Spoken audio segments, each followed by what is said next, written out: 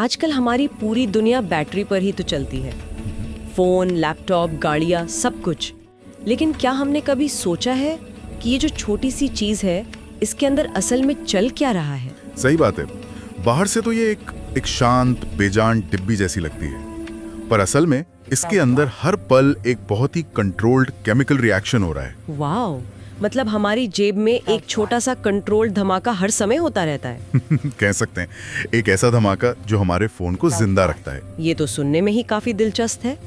आज हम इसी दुनिया के अंदर झांकने वाले हैं।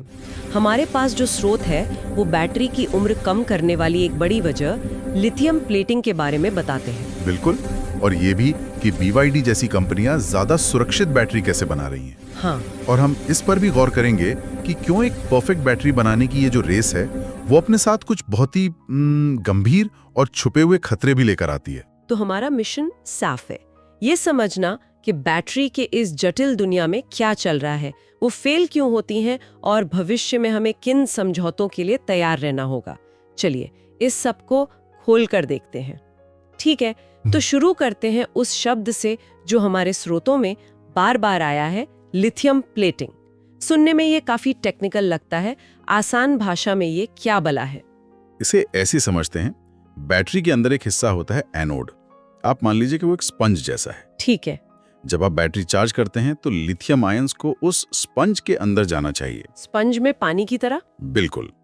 लेकिन लिथियम प्लेटिंग तब होती है जब वो आयंस स्पंज के अंदर जाने के बजाय उसकी बाहरी सतह पर ही जमना शुरू कर देते हैं। अच्छा। वो लिक्विड से सॉलिड मेटल की एक पतली परत बना लेते हैं। तो मतलब ये बैटरी की दीवारों पर एक तरह की पपड़ी जमने जैसा हुआ, और ये बुरा क्यों है? एकदम सही समझा आपने, और ये बहुत बुरा है। एक तो जो लिथियम सतह पर जम गया वो अब बैटरी को पावर देने के काम नहीं आ सकता। तो बैटरी की कैपेसिटी कम हो गई। हाँ, वो घटने लगती है। और उससे भी ज्यादा खतरनाक बात यह है कि ये जमी हुई परत धीरे धीरे बढ़कर नुकीली सुइयों जैसी बन सकती है। सुइयां? हाँ, जिन्हें डेंड्राइट्स कहते हैं। और अगर ये सुई बैटरी के दो हिस्सों को जोड़ दे तो शॉर्ट सर्किट होता है और आग लग सकती है। अरे बाप रे! तो तेजी से बैटरी खराब होना और आग लगने का खतरा दोनों इसी प्लेटिंग से जुड़े हैं। पर ऐसा होता क्यों है? क्या हम कुछ गलत करते हैं? हाँ, कई वजह हैं और कुछ हमारी आदतों से भी जुड़ी हैं। स्रोत 3 मुख्य कारण बताते हैं। पहला है कम तापमान। कम तापमान? हाँ, जब बैटरी ठंडी होती है तो अंदर के केमिकल रिएक्शंस धीमे हो जाते हैं, आयॉन्स की रफ्तार कम हो जाती है, तो उन्हें अंदर घुसने का मौका नहीं मिलता। बिल्कुल, और वो सतह पर ही जम जाते हैं। एक मिनट, ये तो उल्टा लगता है। हाँ, हम हमेशा सुनते हैं कि बैटरी को ठंडा रखना चाहिए, तो क्या चार्ज करते समय ठंडा होना असल में बुरा है? बिल्कुल, और यही सबसे बड़ा कंफ्यूजन है। जब आप बैटरी इस्तेमाल कर रहे हैं तब उसे ठंडा रखना अच्छा है, लेकिन चार्जिंग के समय, खासकर तेज चार्जिंग में, थोड़ी गर्मी असल में फायदेमंद होती है। अच्छा। गर्मी आयंस को तेजी से मूव करने में मदद करती है ताकि वो प्लेटिंग करने के बजाय एनोड के अंदर जा सकें।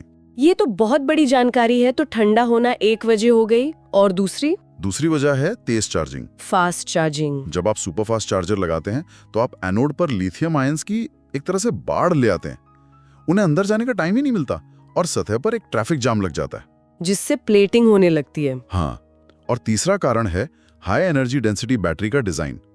ज्यादा पावर पैक करने के लिए एनोड को मोटा बनाया जाता है, तो आयंस को अंदर तक जाने के लिए लंबा सफर तय करना पड़ता है। तो इस लंबे रास्ते में भी उनके सतह पर जमने का खतरा बढ़ जाता है। सही। जैसे जैसे बैटरी पुरानी होती है, एनोड के जो छोटे छोटे छेद होते हैं वो एक परत से बंद होने लगते हैं। अच्छा। इस परत को SEI कहते हैं। आप इसे बैटरी का कोलेस्ट्रॉल समझ सकते हैं। ये परत आयंस का रास्ता ब्लॉक कर देती है और फिर नॉर्मल चार्जिंग में भी प्लेटिंग शुरू हो सकती है। स्रोतों में एक और बहुत दिलचस्प बात लिखी है, किसी तनाव ढाल या स्ट्रेन ग्रेडियंट की बात। हाँ, ये वाकई कमाल की चीज है।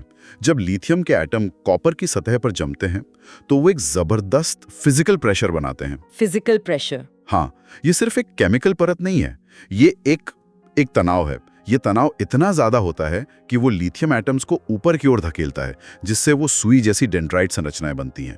वाह, मतलब ये सिर्फ केमिकल नहीं, फिजिकल प्रेशर भी है जो बैटरी को अंदर से तोड़ रहा है। अगर ये इतनी बड़ी प्रॉब्लम है तो इसे रोकने का कोई तरीका तो होगा। बिल्कुल, और इसका सबसे कारगर तरीका है थर्मल मैनेजमेंट, यानी तापमान को कंट्रोल करना, जिसके बारे में हमने अभी बात की। हाँ, कई नई ईवी कंपनियां अब हीटेड चार्जिंग टेक्नोलॉजी का इस्तेमाल कर रही हैं, चार्जिंग शुरू करने से पहले बैटरी मैनेजमेंट सिस्टम बैटरी को जानबूझकर गर्म करता है, लगभग 60 डिग्री सेल्सियस तक। और ये गर्मी प्लेटिंग को रोकती है? हाँ, ये आयंस को सुपर हाईवे दे देती है और प्लेटिंग का खतरा लगभग खत्म हो जाता है। ठीक है, तो चार्जिंग को स्मार्ट तरीके से मैनेज करके हम बैटरी की लाइफ और सेफ्टी बढ़ा सकते हैं। लेकिन आजकल हम बैटरी में आग लगने की इतनी खबरें सुनते हैं, ये सिर्फ चार्जिंग की गलती तो नहीं हो सकती। जरूर बैटरी की केमिस्ट्री में भी कुछ फर्क होगा। हाँ, आपने बिल्कुल सही नस पकड़ी है। सारा खेल केमिस्ट्री का है और यहाँ दो बड़े खिलाड़ी हैं, NMC और LFP। NMC यानी निकल मैंगनीज कोबाल्ट और LFP मतलब लिथियम आयरन फॉस्फेट। बिल्कुल। NMC बैटरी की एनर्जी डेंसिटी बहुत ज्यादा होती है, मतलब छोटे साइज में ज्यादा पावर। इसीलिए ज्यादातर हाई परफॉर्मेंस गाड़ियों में यही इस्तेमाल होती है। ज्यादा रेंज, ज्यादा पावर। लेकिन फिर इसमें खतरा क्या है? खतरा एक ही चीज से है, ऑक्सीजन। ऑक्सीजन। हाँ, जब एक NMC बैटरी किसी वजह से बहुत ज्यादा गर्म हो जाती है, मान लीजिए किसी डैमेज से, तो उसका कैथोड मटेरियल टूटने लगता है और वो ऑक्सीजन गैस छोड़ना शुरू कर देता है। और बैटरी के अंदर पहले से ही ज्वलनशील लिक्विड इलेक्ट्रोलाइट होता है, तो ये तो फ्यूल और ऑक्सीजन का डेडली कॉम्बिनेशन बन गया। एकदम। ये एक ऐसी आग पैदा करता है जिसे बुझाना लगभग नामुमकिन है, क्योंकि बैटरी अपनी आग जलाने के लिए ऑक्सीजन खुद बना रही है। इसे थर्मल रनअवे कहते हैं। बाप रे। और LFP में? वहीं दूसरी तरफ LFP बैटरी की जो क्रिस्टल संरचना होती है, वो चट्टान की तरह मजबूत होती है। आप उसे बहुत ज्यादा गर्म भी कर दें, तब भी वो ऑक्सीजन नहीं छोड़ती। तो वो आग के त्रिकोण से ऑक्सीजन को ही गायब कर देती है। हाँ, प्रभावी रूप से। ये तो केमिस्ट्री की बात हो गई, लेकिन क्या इसका कोई प्रैक्टिकल सबूत है? मुझे याद है स्रोतों में किसी कील वाले टेस्ट का जिक्र था। हाँ, नेल पेनिट्रेशन टेस्ट। ये बैटरी सेफ्टी का सबसे मुश्किल टेस्ट माना जाता है। इसमें जानबूझकर बैटरी के आर पार एक लोहे की खील घुसा दी जाती है, एक जबरदस्त इंटरनल शॉर्ट सर्किट करने के लिए। हाँ, असल में एक एक्सीडेंट जैसी स्थिति बनाने के लिए। और नतीजे क्या रहे? नतीजे जमीन आसमान के फर्क वाले थे। जब BYD की LFP ब्लेड बैटरी में कील डाली गई तो कुछ नहीं हुआ। कुछ नहीं? न धुआं न आग। बैटरी की सतह का तापमान भी बस 30 से 60 डिग्री सेल्सियस तक गया। लेकिन जब वही टेस्ट एक पारंपरिक NMC बैटरी पर किया गया तो वो 1 मिनट के अंदर 500 डिग्री सेल्सियस से ज्यादा गर्म हो गई और उसमें भयानक आग लग गई। कमाल है। तो BYD की इस बैटरी की सुरक्षा का सारा क्रेडिट LFP केमिस्ट्री को ही जाता है? काफी हद तक, लेकिन पूरी तरह नहीं। उनके ब्लेड डिजाइन का भी इसमें बहुत बड़ा हाथ है। वो ब्लेड डिजाइन क्या है? पारंपरिक बैटरियां छोटे छोटे गोल सेल को जोड़कर बनती हैं, लेकिन BYD ने एक लंबा चपटा ब्लेड जैसा सेल बनाया है। इसका बड़ा सरफेस एरिया गर्मी को बहुत तेजी से बाहर निकलने में मदद करता है। अच्छा, तो वो किसी एक जगह पर खतरनाक हॉटस्पॉट बनने ही नहीं देता। एकदम। तो ये बेहतरीन केमिस्ट्री और स्मार्ट इंजीनियरिंग का एक लाजवाब कॉम्बिनेशन है। समझ गए। मतलब सही इंजीनियरिंग से LFP जैसी केमिस्ट्री को और भी सुरक्षित बनाया जा सकता है। लेकिन मेरा सवाल अब भी वही है, अगर LFP इतनी सुरक्षित है तो फिर भी ज्यादातर हाई परफॉर्मेंस गाड़ियों में NMC ही क्यों इस्तेमाल होती है? वजह हुई है परफॉर्मेंस। LFP की एक ही बड़ी कमी है, उसकी एनर्जी डेंसिटी NMC से कम होती है। मतलब उतनी ही रेंज के लिए आपको ज्यादा बड़ी और भारी बैटरी लगानी पड़ेगी। बिल्कुल। इसी परफॉर्मेंस की दौड़ में तो सब सॉलिड स्टेट बैटरी का इंतजार कर रहे हैं। कहते हैं वो गेम चेंजर होगी, एकदम सुरक्षित। हाँ, मैंने भी यही सुना है। कोई लिक्विड नहीं तो आग का कोई खतरा नहीं। ये एक बहुत बड़ा मिथक है जिसे हमारे स्रोत तोड़ते हैं। सॉलिड स्टेट बैटरी आग का खतरा तो कम करती हैं, लेकिन वो कुछ नए और अनोखे खतरे पैदा करती हैं। जैसे? उनकी सबसे बड़ी खूबी उनका सॉलिड इलेक्ट्रोलाइट है, लेकिन यही उनकी कमजोरी भी बन सकता है। कई सॉलिड इलेक्ट्रोलाइट हवा या नमी के संपर्क में आते ही अस्थिर हो जाते हैं। मतलब अगर किसी एक्सीडेंट में एक सॉलिड स्टेट बैटरी क्रैक हो जाए तो बहुत जहरीली स्थिति पैदा हो सकती है। उदाहरण के लिए सल्फाइड पर आधारित इलेक्ट्रोलाइट्स जो बहुत पॉपुलर हैं, हाँ, वो हवा की नमी से रिएक्ट करके हाइड्रोजन सल्फाइड गैस बनाते हैं, H2S। सड़े अंडे जैसी महक वाली गैस। हाँ, और वो जानलेवा होती है। इसी तरह हैलाइड इलेक्ट्रोलाइट्स नमी से मिलकर हाइड्रोक्लोरिक एसिड की गैस बना सकते हैं, जो फेफड़ों को जला सकती है। अरे बाप रे। मतलब हम एक समस्या हल करने के चक्कर में दूसरी, शायद उससे भी खतरनाक समस्या बना रहे हैं। कुछ हद तक ये नए चैलेंज हैं जिन्हें इंजीनियरों को हल करना होगा। अच्छा, एक और जादुई समाधान है सिलिकॉन एनोड का। स्रोत कहते हैं कि ये ग्रेफाइट से 10 गुना ज्यादा एनर्जी स्टोर कर सकता है। इसमें तो कोई खतरा नहीं होगा। कागज पर यह बैटरी की दुनिया का सपना सच होने जैसा है, लेकिन इसकी एक बहुत बड़ी प्रैक्टिकल दिक्कत है। विशाल विस्तार। विस्तार। हाँ, जब लिथियम आयन सिलिकॉन में जाते हैं तो सिलिकॉन अपने ओरिजिनल साइज से 280% तक फूल जाता है। 280%? हाँ, इसकी तुलना में आज जो ग्राफाइट इस्तेमाल होता है वो सिर्फ 10% फैलता है। 280% वो तो अंदर सब कुछ फाड़ देगा। बिल्कुल। हर चार्ज और डिस्चार्ज साइकिल में ये फूलना और सिकुड़ना सिलिकॉन के कणों को तोड़कर पाउडर बना देता है।